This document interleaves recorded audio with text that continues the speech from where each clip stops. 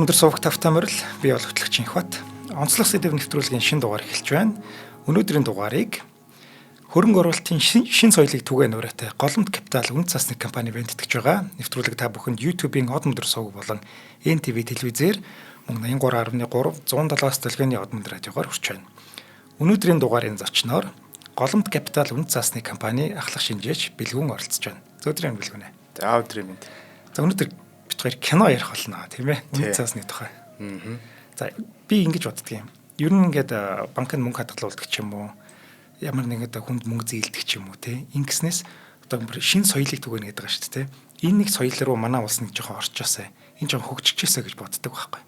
Би нэг бас өмнөх дугаар дээрээ ч гэсэн ярьсан баг. Би нэгдүгээр лөө хоёрдугаар курст байхдаа юун дээр очиод үнэт хөрөнгөний бирж дээр очиод би ингээд тоглолт сурмаар байна гэсэн чинь намайг нэг их ч үгэлсэн гэхээр чи хэрэг жоохон мөнгөтэй бол тэрийг банкнд хадгалуулаа гэж хэлсэн байхгүй. Хэрвээ би тэр үедээ тэрэгч намайг хүлээж аваа за ингэж тоглолт юм а тэгдийг надад заагаад өгсөн бол би шал өөр байдалтай ч байж явах байсан юм билүү те гэж боддог байхгүй. Тэгээ би ч нэг кино их үздэг хүн. Тэгээ кинон дээрээс харахад бүгдээрээ ингээл үнэ цас руу хөрөнгө оруулаад хувьцаа аваад бонд аваад ингээл хийдэг. Тэнгүүд ямар гоё юм бэ гэж боддог байхгүй. Тийм ер нь яг үнэ цасны зах зээл дээр одоо оролцсон гэдэг маань бол хүмүүсийн ерөөхдөө тийм одоо юу гэдэг чинь нууцхан хийж үцхийг хүсдэг яг нэг иймэрхүү мэрэгчлэр ажиллаад те энэ зүйлийг нэг хийж үцэх юмсан гэж ер нь маш олон хүмүүс ер нь тэгж бодож явдаг болов уу гэж би ер нь хувьдаа бодож байна. Тийм би ч гэсэн ер нь анх бас одоо их сургуульд орохдоо ямар мэрэгчлэр одоо суралцах вэ гэж ингээл бодож байгаа шүү дээ. Тэгээ тэр үед анх Warren Buffett гэдэг хүний талаар олж мэдээл. За ингээл ерөөхдөө хөрөнгөний зах зээл дээр яг таны хэлдгээр тоглолдог тий. Ингээ оролцдог ийм хүн болъё гэж шийдээд мэрэгчлээ сонгоод эхэлж исэн. Тэгээд ерөөхдөө одоо ингээд хөрөнгөний зах зээл дээр ажиллаад явж байна. Тий одоо н хөгжсөн газрууд ч гэдэг юм уу хөрөнгөний зах зээл нь хүүхдүүдтэй юу өвлүүлэх вэ гэхээр за мөнгө хадгалуулж болно. Гэтэ хувьцаа аваад өгч гэдэг тохиолдол зөндөө байдаг юм лээ. Тий. Манай нэг Америкт байдаг найзууд тэгээ яриад байдаг байхгүй. Эднийхэн дандаа хүүхдүүдтэй хувьцаа авч өгөх юм. Тэг хүүхдүүд нь ч гэсэн тэр соёлтой ингээд суралцсан. Мөнгөтэй болохоор л нөө хувьцаагаа аваад хувьцаан дээр тоглоул бийждэг гэдэг юм л. Манайд бас одоо энэ бол ерөөхдөө өнөөдөр бол та бид хоёр хоорондоо одоо тийм ээ жижиг хүмүүс за энгийн хүмүүс том мөнгнүүдийг ялсан тухай түүхийг бол ярих юм байгаа. Тэгээд би ерөөхдөө одоо киног үзэж байхдаа бас бодож илаа. Энэ түүх зөвхөн Америкт л одоо гарах боломжтой ийм л түүх юм байна гэж би ер нь хувьдаа бас ойлголоо. Энэ түүхээс тийм. Тэгэхээр юу вэ гэхээр Америкийн нэгдсэн улс гэдэг бол өөрөө яг таны хэлдэг шиг ийм хөрөнгө оруулагч соёлтой ийм одоо ард түмэн юм байна л та. Тэгэхээр зөвхөн магадгүй одоо та битээр ярих энэ кинон дээр гарах түүх дахиж хизээш давтагдахгүй байж магадгүй. Тэгвэл нэг удаа болсон нь Америкийн нэгдсэн улсын хөрөнгөний зах зээл дээр болсон. Тэгэхээр ер нь бол одоо Америкийн нэгдсэн улсын хөрөнгөний зах зээл ямар их том соёлтой вэ? Ард иргэд нь яаж оролцдог вэ гэдгийг бас энэ кино ерөөдөө харуулж болохоор байна гэсэн үг. Хоёулаа киноор дамжуулаад энэ болсон явдлаар тийм энэ бол бодит явдал. Тийм. Тэгээд ер нь дэлхийн хөрөнгөний зах зээл дээр гарч исэн цор ганц тохиолдол гэж хэлж болно. Яг хуу бүр одоо юу гэдэг чинь сошиал хөгжөөгүй ч юм уу одоо бас бүр 1900 оны их үеэр ч юм уу эсвэл 1800 оны сүүл үеэр болж исэн тохиолдлууд байхыг үгүйсэхгүй. Гэхдээ маш олон хүмүүс, энгийн хүмүүс нийлж одоо тийм ээ том авраг одоо халимнуудыг буулгаж авсан тухай ийм ерөөдөө сонирхолтой түүх бол байгаа юм. За яста гоё түүх байна. Баярлалаа. За Dumb Money гэсэн тийм Dumb Money. Тэгэхээр би яг хуу кино бол тийм ч өндөр үнэлгээтэй бол байгаагүй 6.6 байсан санагдаж байна. Мундаг шүү дээ тэр чинь. Мундаг үү тийм. За тэгвэл яг хуу яг нөгөө кино хийц талаас нь бол ерөөдөө бас сайн үнэлт өгүүлж мэдэхгүй юм. Гэхдээ ерөнхийдөө киноны цаан тэр илэрхийлэх гээд байгаа санаа бол ерөөдөө маш зөв байсан. Энэ бол тэгээд саяхан болсон үйл явдал 2021 онд болсон үйл явдал байгаа. Тийм.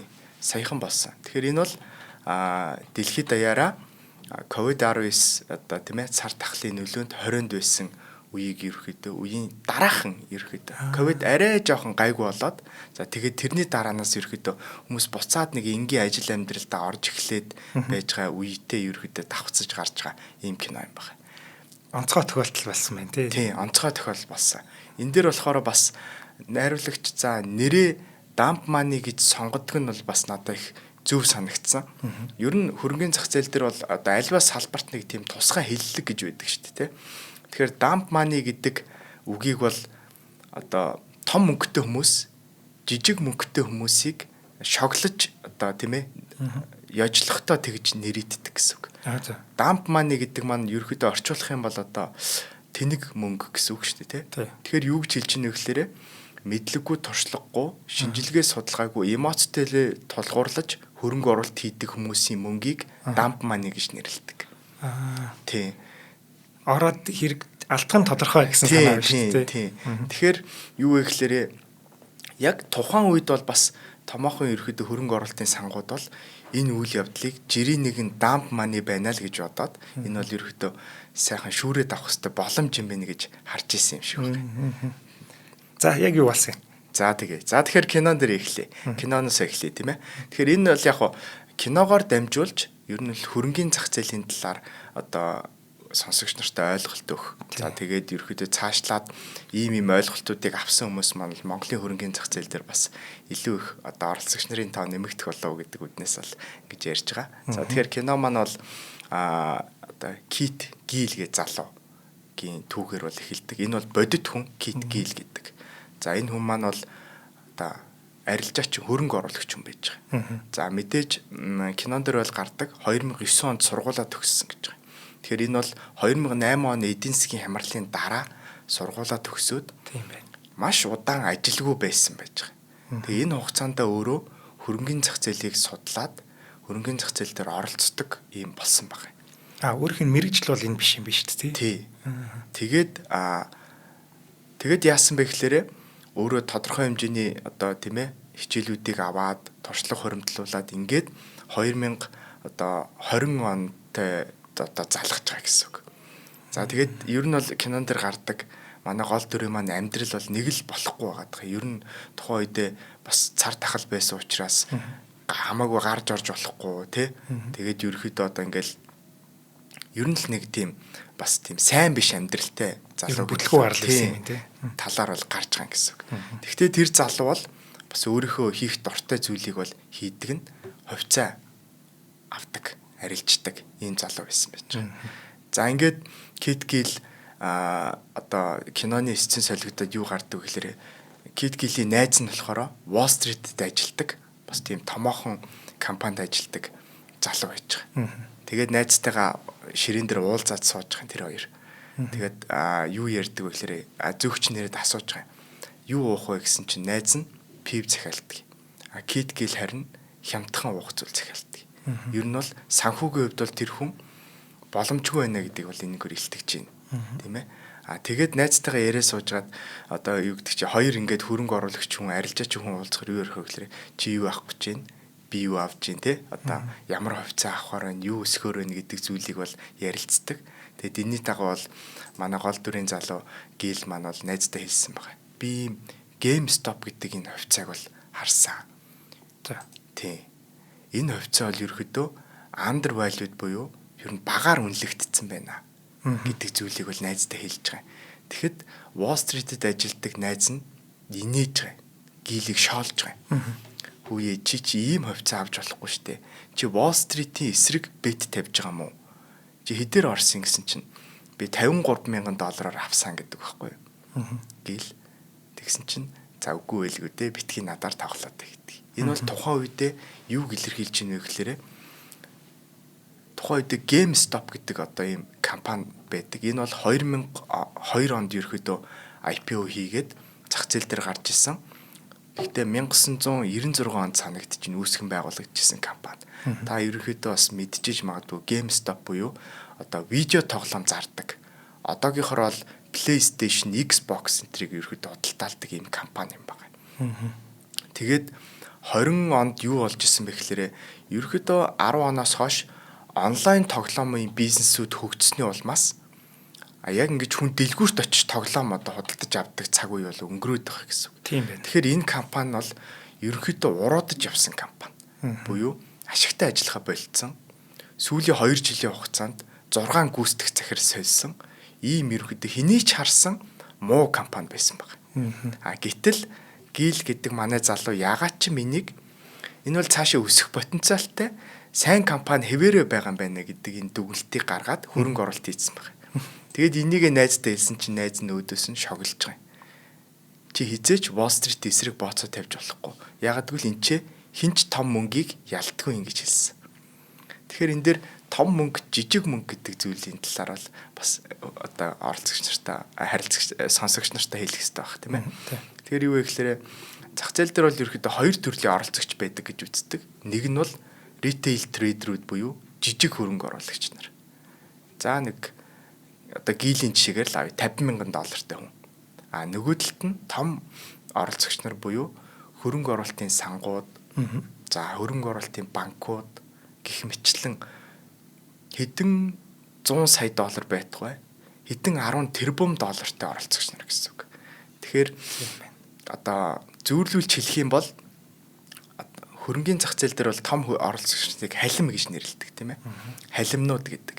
Одоо өөр бизнес салбарт бол Shark-ууд гэдэг Shark Tank гэдэг нэвтрүүлэг гардаг шүү дээ. Тэрнтэй адилхан халимнууд гэж нэрлэдэг. А тэгэнгүүт тэр халимыг зүйрлэх юм бол далай дотор байгаа халимтай цуг жижиг хөрөнгө оруулагч зүйрлэх юм бол одоо Nemo загастай зүйрлж болж байгаа. Тим жижигхэн гэсэн үг тийм. Одоо яг Nemo загасыг харж исэн хүмүүс бол үнэхээр жижигхэн байдаг шүү дээ. Nemo загас чинь. Тэгэхэд халим хажууд нь ямар том байх боломжтой вэ буюу $50,000 залуу 10 тэрбум доллартай сангийн өөдөөс ерөөхдөө одоо өрсөлдөж байна гэсэн ийм санааг бол илэрхийлж байгаа. Тэгэхээр ерөөхдөө өнөөдрийн гарчиг маань бол бас баг зэргийн тодорхой болж байгаа юм тийм ээ. Тэгээ нэг асуулт байна. Би санд хамрагдаж болно шүү дээ. Болно. Би өөр хүмүүгийг авчиж очиод за энэ өөр тоглоорой гэдэг байна. Тий, тэгэх боломжтой. Тэр нөгөө нэг тэтгэвртэй гарсан хүмүүс энэ төр маш их хамрагддаг юм хэлээ. Тий, одоо тэтгэврийн сан гэж байна тийм ээ. Тэгээд Америкийн нэгдсэн улс бол бас ерөөхдөө маш одоо энэ тэтгэврийн сангийн тогтолцоогоор бол маш их мөнгийг бол хөрөнгөний зах зээл дээр эргэлдүүлж идэг. Том тоглогч нар бол ерөөхдөө тэтгэврийн сангийн ерөөхдөө оролцогч нар байдаг гэсэн үг. Тэр иргэд болохоор идэж уучаад илүү гарсан мөнгөөрөө тэнд тоглоод байна гэсэн санаа шүү дээ. Тий. Одоо өгч чинь гэсэн үг тий. Одоо сангаар дамжуул ми мөнгө зөв өдөр дараа гэдэг одоо санд өгч чинь. Тэнгүү сангууд маш олон хүний жижиг мөнгийг цуглуулад нэг том болж харагдаад тэгээд зах зээлийг ерөөхдөө яах юм доминант хийх буюу дамгаалах үйл ажиллагааг явуулж байгаа. Тэгэхээр энэ ерөөхдөө нэг яагаад урд хожид гарч байгаагүй гэхээр мэдээж би 10 тэрбум доллартай хүнтэй $50,000 би тэр зах зээлийн ерөөхдөө те хүчийг булаацаж өрсөлдөнө гэдэг бол өөрөө баг боломжгүй зүйл юм. Харин тийм. Тий. Гэхдээ энэ ерөөхдөө одоо 2021 онд нэг удаа болсон гэсэн үг. За үргэлжлэе. За тэгээ. Тэгэхээр гил гэдэг залуу бол GameStop гэдэг хувьцаанд бол хөрөнгө оруулснаа найздаа хэлсэн. За тэгээд хувьцааных нь ханшин ерөөхдөө өсөхгүй байгаадсэн. Тэгээд манай хүн гэртээ очиод их нэртэйгээ уулзсан чинь би найзтайгаа уулзчаад ирлээ гэд тэгээд одоо тэр хэсэг бол их гоё. Гэртээ орж ирэнгүүт шууд аягаа угаа зогсоод идэг. Тэгээд тэгсэн чи яас найзтайгаа уулзсан уу? Одоо эхнэр нь гэртээ хүүхдээ хараад байж идэг бас тийм хүн байгаа. Тэгээд тэгсэн чи уулзсан уу гингөт би энэ аягаа угаа досгатах яа гэдэг. Тэгсэн чинь яаж ин GameStop-ын талаар юу гэж ярьж байна гэдэг. Өөр юм авцсан хувьцаагаал бас Wall Street-ийн нөгөө нэг мундаг найзаасаа л бас юм сонсож гоод л уулзсан юм шиг байна тийм ээ. Тэгээд бас нэг саарагийн талаар ярьсан уу гэдээ бас өөр уулзах зорилго байсан юм шиг байгаа. Тэгээд яасан чинь за зүгэл чи яваад бичлэг хий. Наад компанийнхаа талаар видео хий. Яг одоо яв гэд. Тэгээд би аягаа угаага дуусгачаад явуулчихсан. Үгүй одоо яваад бичлэг хий гэдэг. Тэгээд манай залуу хөргөчнөөсөө пив аваад доотлынхаа basement буюу одоо зойрондоо очиод компьютер дээрээ суугаад бичлэг хийж эхэлж байгаа. YouTube дээр видео хийж эхэлж байгаа. Би яагаад энэ компани хувьцааг авсан бэ? Энэ компаниг яагаад би өснө гэж бодож байгаа вэ гэдэг зүйлүүдээ бүгдийг ярьдаг. За. Тэгээд хамгийн анх хідэн үзээд эхэлдэг.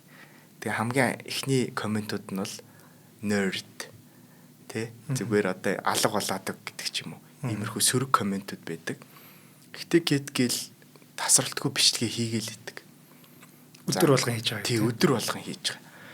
Тэгээд багаар хүмүүс үзэж эхэлж байгаа. Тэгтээ энэ дээр бол одоо ийм яг бодит түүхэн дээр бол одоо нэг ойролцоогоор 8 сая хүн ерөөдөө нэг ийм айран бүрдүүлсэн гэж бол одоо кинон дээр ч гэсэн тэгэхээр гардаг. Тэгтээ энэ дээр Америкийн нэгдсэн улсын ерөөдөө нийт хүн амын 60 орчим хувь нь бол хөрөнгөний зах зээл дээр ямар нэгэн байдлаар оролцдог гэсэн юм судалгаа байдаг. Тэгэхээр энэ дээр найруулагч бол ерөөхдөө талбар бүрийн янз бүрийн онцлогтой хүмүүсээс одоо сонгож аваад дөрүүдээ авсан юм шиг байна. Хамгийн эхлээд нэг Кэтийн бичлэгийг үзэж байгаа совилогч эмэгтэй гардаг. Совилогч эмэгтэй Кэтийн бичлэгийг үзэж гал үзэж дуусаад шууд $2600 GameStop-ийн хувьцааг худалдаад авдаг. Тий. Дараа нь GameStop гэдэг дэлгүүрт нь өөрөө худалдагч хийдэг залуу дансанд нь $150 өгдөг үлээ. Тэр доллар бүгднгээр нь бас худалдаад авдаг. Дараа нь бүр оюутны зээлтэй оюутнууд руу эсцэн шилжээд тэр оюутнууд өөртөө зээлтэй мөртлөө өнөө маргаашаа яа гэж байгаа мөртлөө тэр одоо амжиргааныхаа мөнгөөр GameStop-ийн хувьцааг худалдаад авдаг. Буюу Америкийн нэгдсэн улсад бол тийм ээ ер нь хоёр хүн тутмын нэг нь хөрөнгөний зах зээлийн ойлголттой бас оролцдог шүү гэдэг санааг бол одоо энэгээр дамжуулаад тийм байна. Ингээ харуулж байна гэж би ерөөдөө одоо ойлгосон гэсэн үг. Харин тий $50,000 хүн байж та Кэт ч. Тийм. Манайд бол $50,000-аар өөр юм хийх байх. За магадгүй маш яваад унчих магадгүй. Гэтэл тэнд бол шал өөр байна. $50,000 би өсгөөд хөрөнгө оруулалт хийн. Би хөрөнгө оруулагч болох гэдэг шүү дээ. Тийм. Тэгж чадсанараа миний ингээ хувьцаа өсөх юм байна гэдэг ийм ойлголттой байгаа тийм. Тийм. Ер нь бол одоо money never sleep гэж ярьдаг тийм. Мөнгө бол ерөөхдөө одоо хязгаарч унтдаггүй мөнгийг бол одоо ингээд ашиглаж явах хэрэгтэй. Тэхэл юм бол одоо ингээ үн цэнэ өгөөд одоо байна гэдэг ийм зүйлийг бол хөрөнгөний зах зээл дээр бас их ярьдаг. За ингээд ер нь миний ерөнхийдөө бодлоор бол найруулагч хэлэх гэсэн санаа нь бол Америк орн бол хөрөнгөний зах зээл нь ийм өндөр хөгжсөн орн шүү гэж бол харуул энэ санааг бол илэрхийлье гэж бодсон байна. Энийг бол бас алдарт хөрөнгө оруулагч Warren Buffett хүртэл хэлж исэн. Би хэрвээ Америк хүн болж төрөөгүй бол миний өнөөгийн Berkshire Hathaway гэдэг компани ийм амжилттай байхгүй байсан юм а. Буюу Америкийн иргэдийн хөрөнгөний зах зээлийн тухай ойлголт энэ зах зээл дээр оролцдог оролцоо нь маш сайн байдаг учраас өнөөдөр би манай компани ийм амжилттай яваамаа гэж алдарт хөрөнгө оруулагч маань хүртэл хэлсэн байж байгаа. Тэгээд бүр номер 1 шалтгаан гэж дурдсан байдаг. Тийм би сайндаа биш зах зээл маань өөрөө ийм гоё байгаа учраас бид нар хүссэн хүсээгүй амжилтанд хүрсэн гэдэг санааг бол илэрхийлсэн байдаг. Тийм. Нэг юу гэж бодогдоод идэг юм. За анх ингээд юм солилцоол эхэлсэн. Дараа нь цаасан мөнгө, зоосон мөнгө ч юм гараал ингэж явсаар байгаад ерөөсөө наа чи ингээд эдийн засгийнхаа юугаараа өөрийнхөө хуулиар явсаар байгаа л энэ хөрөнгөний зах зээл чинь бий болж байгаа шүү дээ. Тийм.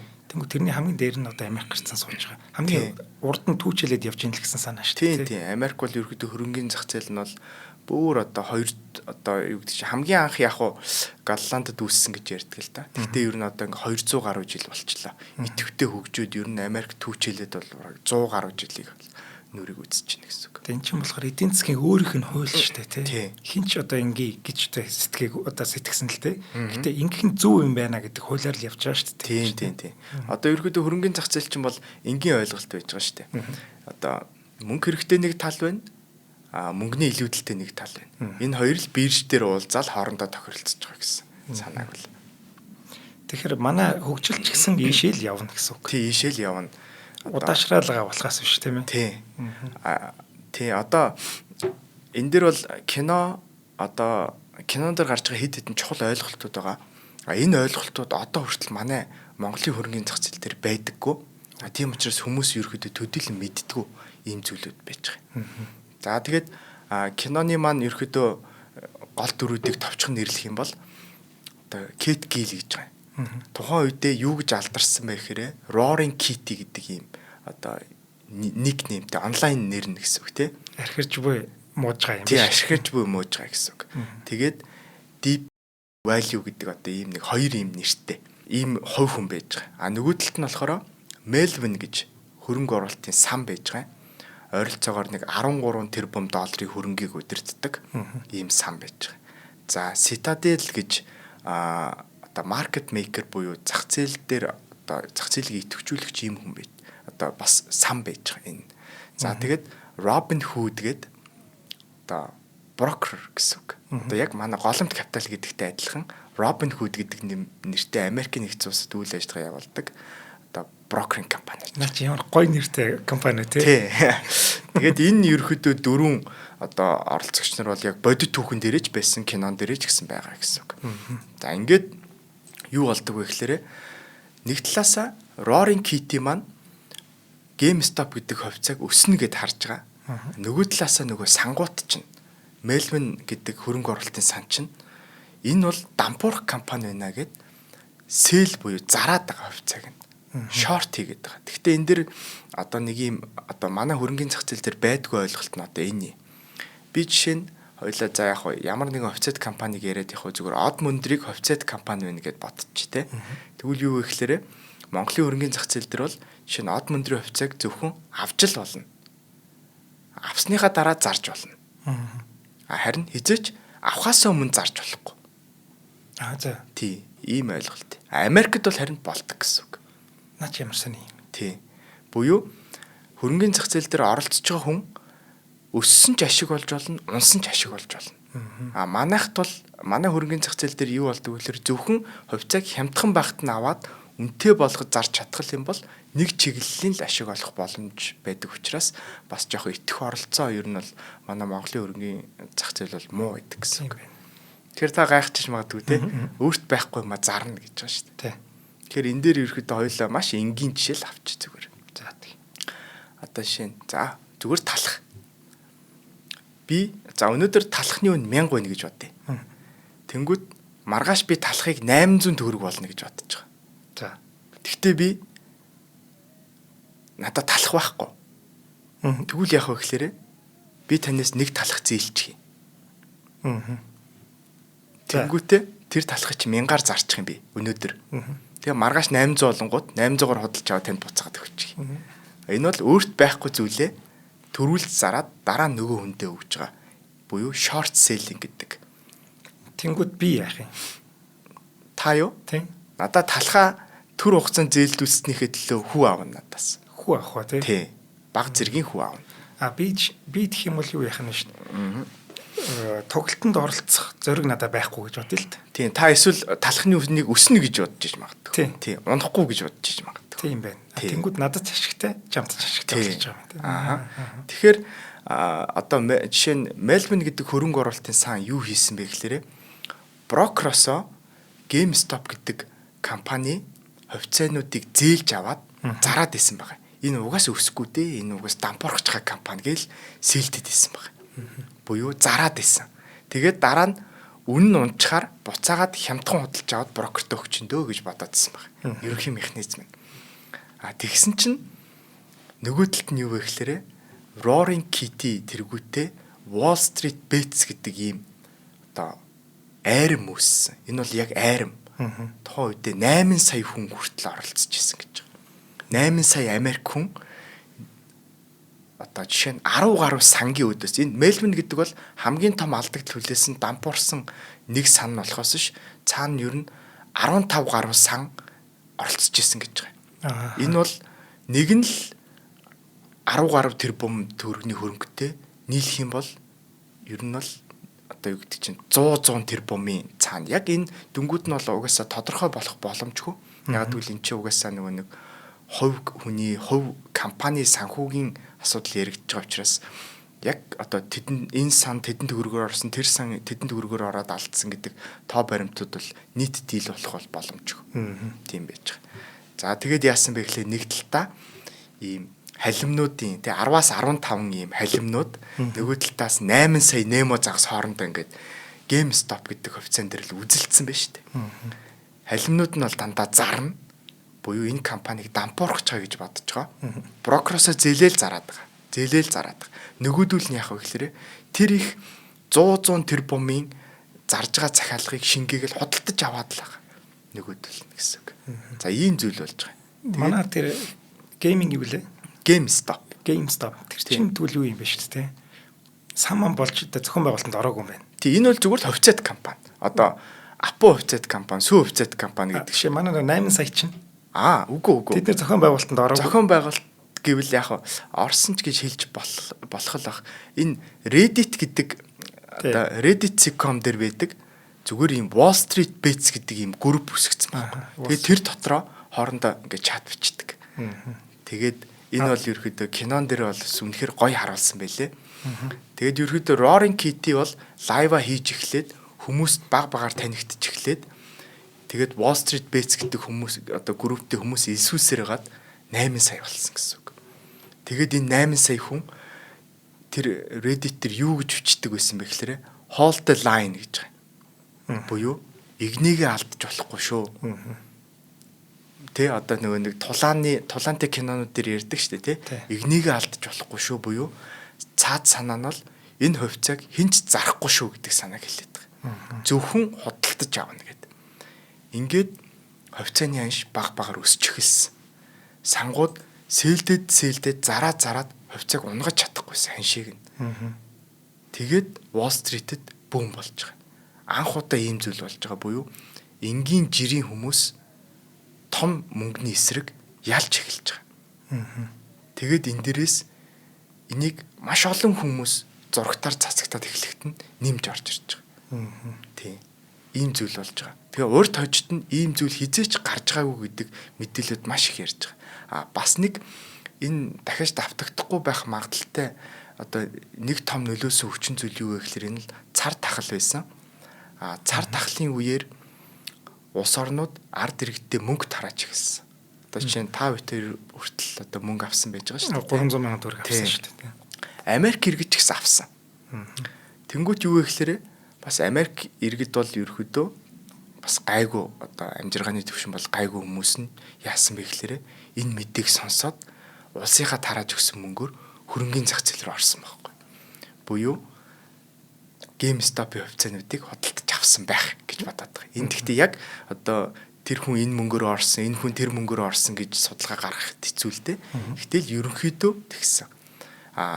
Бүр биднэрт мөнгө тарахад ч гэсэн манай хөрөнгөний зах зээл манай одоо MSCI Topper Index дэлхийн хамгийн өндөр хувиар өссөн индекс болж ирсэн. Яг мөнгө тарааж явах туу. Тий, тараасны дараа. Тийм үү. Тий, Монголын зах зээл одоо Topper Index буюу Монгол хүмүүс ч гэсэн илүү гарсан мөнгөөрөө хөрөнгөний зах зээл дээр маш их оролцож эхэлсэн гэсэн. Наа чинь өстой гоё мэдээ шүү дээ. Ер нь дэлхийд даяар цар тахал болоод улс орнууд нь шатдаун хийгээд иргэдээ гэрт нь хорьжгаад мөнгө тарааж эхлэхэд улс орнуудын хөрөнгөний зах зээл бол маш өндөр өсөлтийг үл үзүүлж ирсэн. Тэгээд одоо тэр мөнгө бол бас энэ сангуудын давталгааг зогсооход нэлээд ер нь нэмэр болсон болов уу гэж би ер нь бол бас хөвдө бодоод байгаа. Тэгэхээр дахиж магадгүй ингэж давтсан үе бол тохиохгүй учраас энэ бол баг дахиж хизээч түүхэнд дахиж давтагдахгүй болов уу гэж бодож байна. Тий. За тэгээд GameStop яа дараа нь. Тэгээд нэг талаас ерөөдөө GameStop-ийн хувьцаанууд бол өсч эхэлж байгаа. Энэ дэр юу вэ гэхээр сангууд маш их алдагдaltaй болж эхэлж байгаа. Тийм шүү дээ. Тэгнь. Нэгсэндээ юу гэсэн үг гэхээр түрүүний талхны жишээгээр ярихад өнөөдөр би танаас авцсан байсан худалдаад авсан 1000 төгрөгийн маань талх маргааш 800 ш 1200 болчиход байгаа. Тий. Тэнгүүд яах вэ гэхээр би өчигдөр танаас аваад 1000-аар зарцсан юм а өнөөдөр өөр хүнээс 1200-аар худалдаж аваад танд өгөх гэдэг. Гэхдээ энэ дээр бас нэг асуудал байгаа. Яагаад вэ гэвэл том сангууд хитрхи их хувьцааг зээлээр авцсан байсан. Буюу би танаас маш их талах авцсан байсан. Нэг биш. Би танаас 100000 талах авцсан байсан байхгүй. Зээлээр аваад зарцсан. Буцаагаад нөгөө 100000 талхаа олъё гэсэн чинь зах зээл дээр байхгүйсэн. Олдохгүйсэн. Олдсон маш үнэтэй. Магадгүй тэр дараагийн би танаас талхыг чинь 1000-аар авч чадсан бол дараагийн надад талхаа зарах хүн 1500-аар заръя. 2000-аар заръя. Эсвэл 3000-аар заръя гэдэг үн тавьж эхэлсэн. Ингээд зах зээл дээр дараагийн нэгэн ойлголт бол short squeeze гэж байгаа. Буюу short sell арилжаа хийсэн хүмүүс алдагдлаа хүлээж гарахтаа буцаад ханшиг өсгдөг. Тийм. За. Тэр гэсэн үг. Тэр нь яах вэ? Одоо GameStop-ийн хувьцааг би $20-аар авцсан байлаа да. Хүнээс зээлээд. Одоо энэ кинон дээр маш тодорхой гарч байгаа. Нөгөө хөрөнгө оруулалтын сангийн том менежер залууч нь dump money хизээч хождгоомаа гэж хүмүүсийг яжилж байхдаа өөрөө 600,000 ширхэг хувьцааг зээлээр аваад сэл хийж идэг. Тэгэхээр өмнө нь хэдий хийцэн байх вэ? Энэ бол сая ширхэг хувьцааг зээлээр авцсан. Тэгээд сая ширхэг хувьцааг зээлээр хинээс авцсан бэ гэхлээрээ боломжит нийлүүлэгчээс нь зээлдсэн баггүй юу? Буюу одоо ийм энийг энгийнээр тайлбарлахгүй бол бас хүмүүс төдийлөн бас ойлгохгүй юм байна. Та зах зээл дээр байдаг ер нь томоохон нийлүүлэгч талах зардаг хүн баггүй юу? Танд та ер нь ихэнх талахыг ер нь бол зардаг. Тэнгүүд ихэнх зах зээлийн ихэнх талахыг нийлүүлдэг хүнээсээ би очиж талхаа зээлээр авчаад дараа нь дахиад надад талах зарах хүн хайгаад байгаа байхгүй юу? Тийм. Танаас байлидын талахыг чинь зээлээр аваад зах зээл рүү нийлүүлсэн. Тэгээд дахиад буцаагаа талахыг ч өгөх гэсэн чинь надад зарах хүн олдохгүй. Буюу энэ дээр яг ийм болсон. Сангууд хитрхи их хувьцааг зээлээр аваад шорт хийсэн байсан учраас буцаагаад нөгөө юугээ олж авъя гэхээр $20 байсан үнэтэй байсан хувьцаа чинь $30 болоод алдагдлаа хүлээгээд гарья гэсэн чинь дараагийн зарах хүн 50 дээр байсан. Дараагийн хувьцаа зарах хүн 100 дээр байсан. Дараагийн хувьцаа зарах хүн 200 дээр байсан. Буюу тэднийг бүгднийг очиж авж ижил би хувьцааг нь буцааж эргүүлж өгөхгүй бол миний нөгөө авсан ширхэг хүрэхгүй байгаа гэсэн. Тийм. Ингээд short squeeze гэдэг ойлголтоор ханш дэш өсч эхэлсэн. Тийм байна. Тийм. Ингэж өсөхөөс өмнө одоо нэг сонирхолтой юм хэлэхэд манай залуу хэдийг олсон юм бол тий 50-ыг хийцэн бааш тий $53,000 GameStop-ийн хувьцаанд хөрөнгө оруулсан. Ханш 100 хүрэхэд $11 сая ашиг олсон байсан. Тий. Одоо тэг кинон дээр гарч байгаа. Манай одоо нөгөө нэг совилогч $2,600 оруулсан совилогч маань $500,000 ашиг олсон байсан. Энэ бол тэгтээ хэрэгжүүлээгүй ашиг л да. Ер нь зүгээр харагдаж байгаа. Одоо зарах юм бол яг энэ мөнгийг авна гэдэг. Гэхдээ миний ерөөхдөө нэг бодож байгаагаар энэ киног бол бас жоохон зөөлөлж хийсэн байлээ гэж би ерөөхдөө өөртөө дүгнсэн. Тий. Яагаад тэгж дүгнсэн бэ гэхээр яг үнэндээ хүн 53,000 за яг Roaring Kitty-г болий $2,600 хийсэн совилогч эмэгтэй $2,600 нь $500,000 болоод өссөн байхад зарахгүй төвчээртэй хүлээнэ гэдэг маань энэ өөрөө бараг л боломжгүй зүйл. Тийм шүү дээ. Тийм. Тэр хүн кинон дээр бол моргежийн зээлтэй 2 хүүхэдтэй ганц бие ээжийн тухай гарч байгаа. Өдөр болгон байрны түрээсийнх нь юу нэхэгддэг. Ийм санхүүгийн үнэхээр боломжгүй ийм хүн $2,600 аваад энэ $500,000 болцсон байхад зарахгүй байна гэж бол байхгүй байна. Тэгэхээр нэг тэгтээ бодит түүхэн дээр бол оролцсон хүмүүс нь бол үнэхээр зараагүй. Тийм. Тийм. Тэгэхээр нэг жоохон төлөөлүүлсэн хүмүүс нь жоохон тохиромжгүй байсан юм уу да гэж бол харагдсан гэсэн үг. За тэр кино мэн одоо дүүрч. Тийм кино ерөөдөө яхаа. Тэгээд 100-г давхад $11 сая ашигтай болж ирсэн. Сангууд маш их мөнгө алдаж ирсэн. Энэ дэр кинон дэр маш гоё сцен байдаг. Roaring Kitty basement-ийхээ давхарт суугаад хажууд нь эхнэр нь хүүхдээ өөр дээрээ суулгаад чи өнөөдөр хэдий ашиг олсон бэ гэсэн чинь $5 сая гэж хэлдэг. Хөөх тийм үү. Өчигдөр хэдийг олсон гэсэн чинь $4 сая гэдэг. Тэгээд эхнэр нь гайхаад ингээд хоёулаа баяжчлаа гэж юу гэсэн чинь Roaring Kitty тэ тийм л юм шиг байна гэдэг. Тэгээд сцен солигдоод өөчлээ. Сцен солигдоод юу болдог вэ гэхээр нөгөө нэг том хөрөнгө оруулалтын сангийн менежер залуугийн гэрт очиж байгаа. Маш тансаг гэртээ. Гоё тий. Ханаараа дөр вайны цоглуулгатай хідэн ч өрөө биш бүр хідэн ч блок юм байна. Одоо гэр нь ийм байж байгаа. Тэгээд тейкэн дээрээ суугаад вайна ингээл эргүүлээл технэр нь асууж байгаа. Чи өчигдөр өнөөдөр хэдийг алдав гэсэн чинь тэр бом гэдэг. Өчигдөр хэдийг алдсан гэсэн чинь тэр бом гэдэг. Сангууд тэр бомоор алдчих. Тийм бай. Тийм. Тэгээд ханш 100 давхад ер нь бүх зүйл эвгүүтэж эхэлж байгаа. Ер нь бол энэ компани хувьцаа Roaring Kitty-г авахд бол нэг $3-4 байсан. Тэгээд сангууд ерөөхдөө оролцож эхлээд тулаан эхэлж яхад бол нэг $20 байсан. $20 байжгаад энэ баг ер нь нэг 2-7 хоногийн дотор л $480 хүрсэн. 480 хүрч тийм $480 өрсөн оргил цэгтэй. Ингэж өссөн. Ер нь бол 20-оос бодох юм бол нэг 20 дахин өссөн. Ийм. Гэхдээ Roaring Kitty бол маш бага дээр авсан. Roaring Kitty одоо тэр ерөөхдөө яг тодорхой мэдгүй ч гэсэн тооцоололоор бол хувьцааны анш оргил зэгтээ хүрэхэд $50 сая ашигтай болсон байсан гэж тооцож болохоор байгаа. Тийм.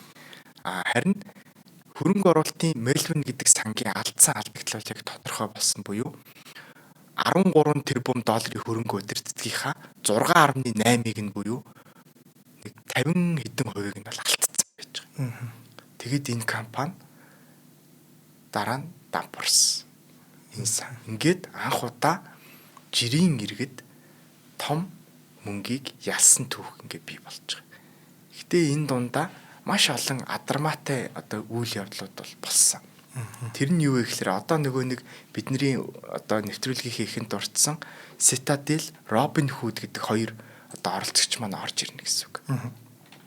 За ханш 100 даваал ихэлсэн чинь сандраад ихэлсэн сангууд. Тэгэд яасан бэ гэхээр нөгөө Melvin гэдэг хөрөнгө оруулалтын сан чинь найзууд руу уцтаж ихэлсэн. Би баларах гэдэг надад мөнгө хэрэгтэй байна гэд. Тэгээд тэр мөнгөний өгсөн хөрөнгө оруулалтын сан Citadel гэдэг хөрөнгө оруулалтын сан байсан. Энэ бол одоо ч гэсэн үйл ажиллагаа явуулдаг дэлхийн том хөрөнгө оруулалтын сан. Citadel-ийн охин компани болох Citadel Securities гэдэг компани өөрөө Robinhood брокертэй хамтарч ажилладаг одоо маркет мейкер нэсэн. Захиалгуудыг цуглуулж худалдаж авдаг. Ийм зүйл байдаг. Яг энэ дээр нөгөө нэг зах зээлийн ерөөхдөө одоо нарийн ширийн зүйл рүү хит их орох шаардлагатай болчихно гэсэн үг. Тэгэхээр яг үнэндээ та одоо жишээ нь ингээд Robinhood гэдэг аппликейшнаар дамжуулаад GameStop-ийн хувьцааг авах юм бол яг авцсан юм шиг харагдаж байгаа мөртлөө та ер нь бол эзэмшиж эхлэх байгаа. Төлбөр тооцоо хувьцааны шилжилт 2 хоногийн дотор явагддаг. Буюу тедэр нэмэх нь 2 систем байдаг. Тэр чи одоо та ингээд тавчтараа л авчдаг бол цаана бүртгэлүүд хийгдэж байгаа юм шүү дээ, тий. За инх бат гэдэг хүнээс хувьцаа нь гараад бэлгүүн дээр ирэх хүртэл тэгээ бэлгүүнээс мөнгө нь гараад тань дээр очих хүртэл нэг 2 хоног болдог гэсэн үг. Тэгээд энийг ерөөхдөө хэн хангадаг вэ гэхээр одоо энэ хөрөх чадварыг хангадаг компаниудыг хангадаг. Тэгэхээр брокеринг компаниуд клирингийн буюу яг энэ төвдөө барьцаа байршуулдаг. За одоо та бүхэн төлбөр тооцоо хийж явах хилцлийн хооронд аль нь ч хохирчж болох байхгүй магадгүй. Таны хувьцаа над дээр ирэхгүй тэр компани дампуурч магадгүй. Миний мөнгө тань дээр очихгүй тэр компани бас дампуурч магадгүй байхгүй. Тэгэхээр энэ дэр барьцаа байршуулдаг брокеринг компаниуд. Тэгэд яасан бэ гэхээр GameStop-ийн хувьцаа өдөртөөл 100% өсөжсөн.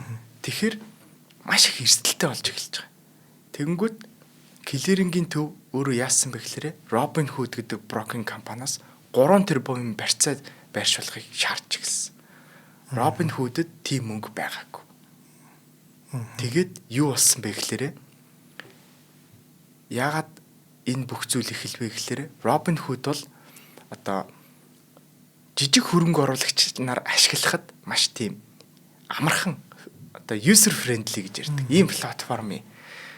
Том сангууд бол хэзээ ч Robinhood-ээр дамжуулж ирэхэд арилжаанд оролцохгүй. Жижиг одоо эмч совилогч багш одоо тий сурагч тэд нар бол утсан дээр нэг аппликейшн татаал ганц тавч дарахад хувьцаа авч идэг. Ийм гоё ийм юу гэсэн үг. Амархан тий. Тий амархан. Тэнгүүд нөгөө нэг манай 8 сая армийн одоо хэрэглэгч нар чинь бүгд баг Robinhood ашиглаад хувьцаа аваадсан. Тэгсэн чинь Robinhood чинь нөгөө харилцагч нарынхаа барьцааг байршуулж чадах болсон. Яана. За.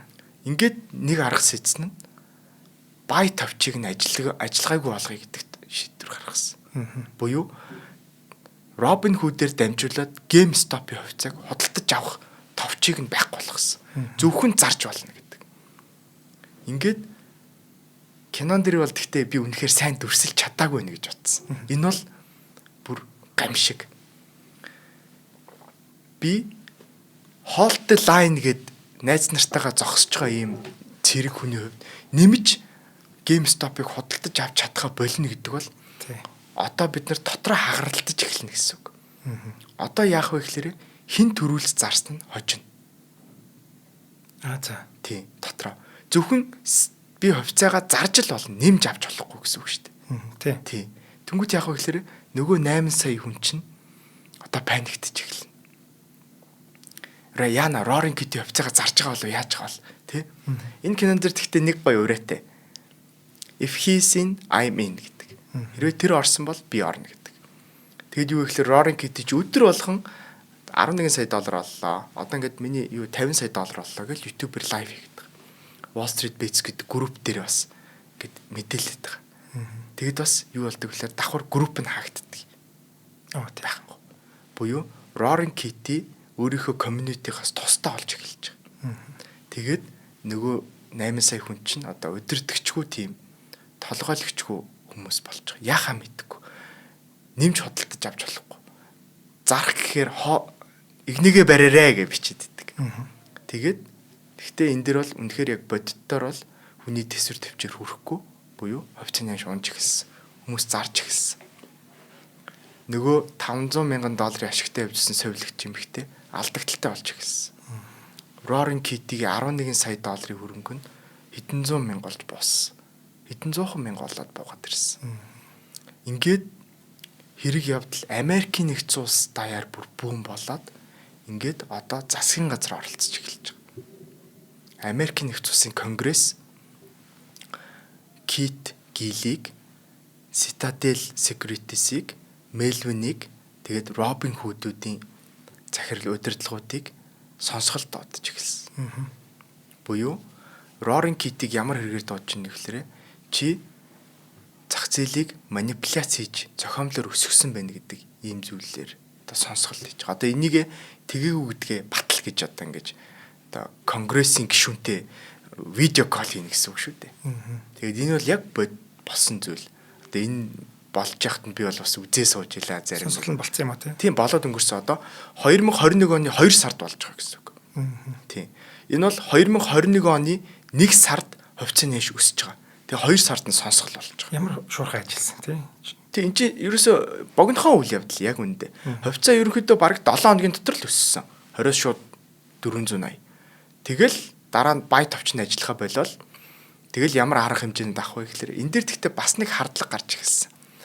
Melvin гэдэг хөрөнгө оруулалтын санд мөнгө зээлсэн Citadel гэдэг компани, охин компани Citadel Securities байсан. Тэр нь Robin Hood гэдэг брокертэй хамтарч ажилладаг байсан. Буюу дамдаманда эдгээр хоорондоо холбоотой болж эхэлсэн.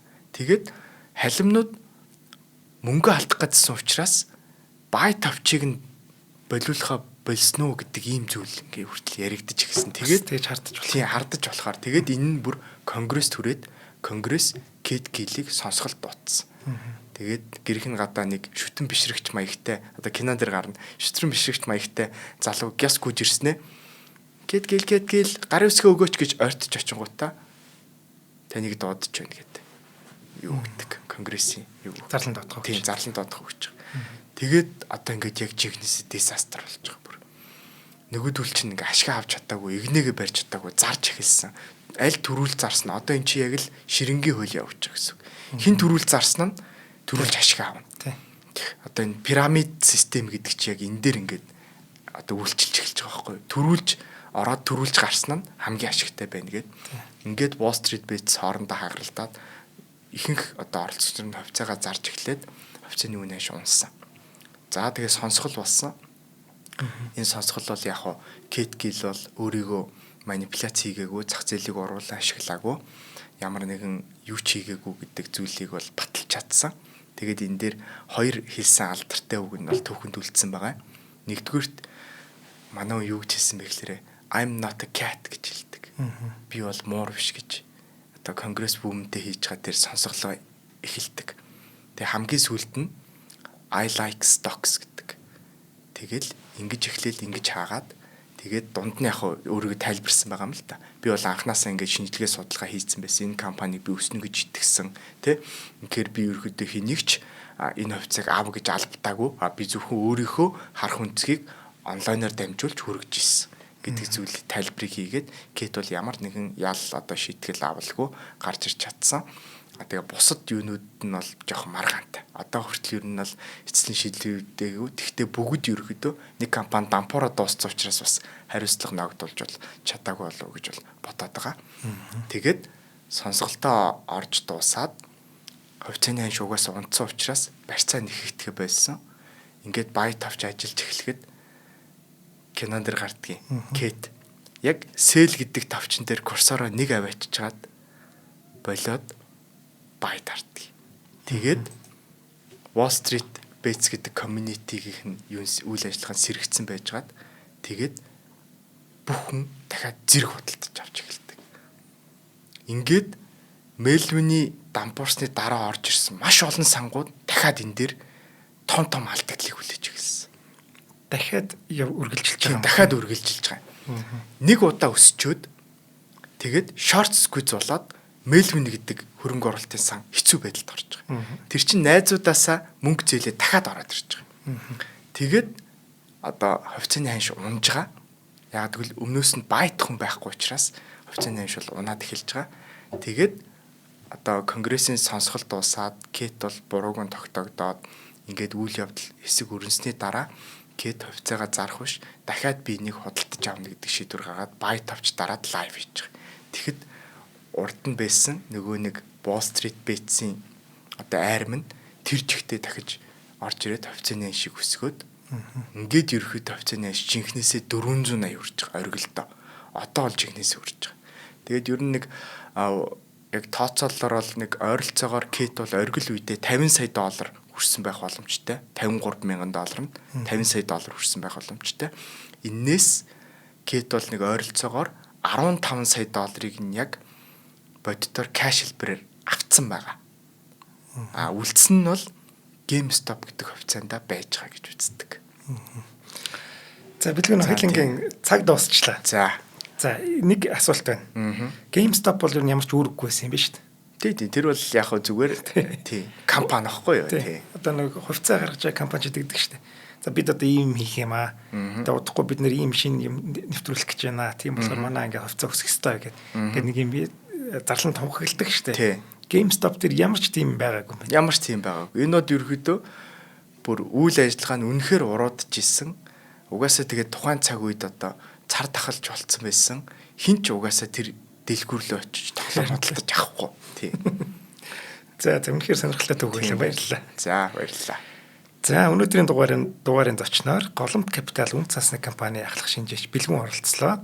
Дугаарыг маань хөрөнгө оруулалтын шин соёлыг түгээн ураатай Голомт Капитал үн цасны компани бэнтэтгсэн нэвтрүүлэг та бүхэнд YouTube-ийн од мөндөр сугаар болон NTV телевизээр мөн 83.3 107 төлгөний од мөндөр радиогоор хүрлээ. За баярлалаа бэлгүнэ. За баярлалаа.